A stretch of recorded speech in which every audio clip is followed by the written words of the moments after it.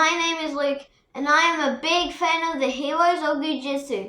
Recently, I just bought the Stretch and Strike Thrash mobile, and I want to show it to you guys. Let's get started. So, let us look what is in the box. We have 3 bullets, we have the vehicle itself, and we have the character, and its name is Thrash. Let's look at what everything does.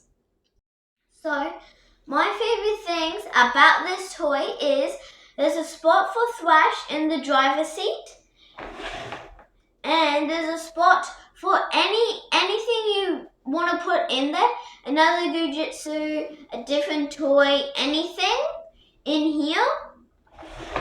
Then, see these 2 little spots? You can put the water bullets in them. You can have them one facing that way, one facing the opposite direction. It can be whatever you like.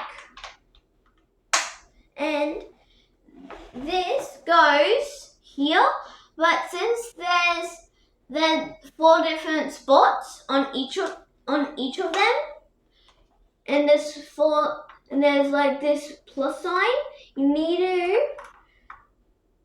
need to make sure they're all the same to put them in. I am going to show you how it works. So it has 2 modes, the attack mode and the speed mode. How to turn it into the speed mode is push this down, the door's shut, you can lift his arms up, and then the doors close in and the bullets are hidden. And nothing can fire. Then what you do is push it down and then up. Then it's in attack mode. And then if you push the engine down, and then this bullet will fire. And that's what it does, but be careful because they do hurt. So my final thoughts on the Stretch and Strike Thrash mobile is 10 thumbs up, even though I only have 2. And I recommend it to everyone who loves the Heroes of Jiu-Jitsu.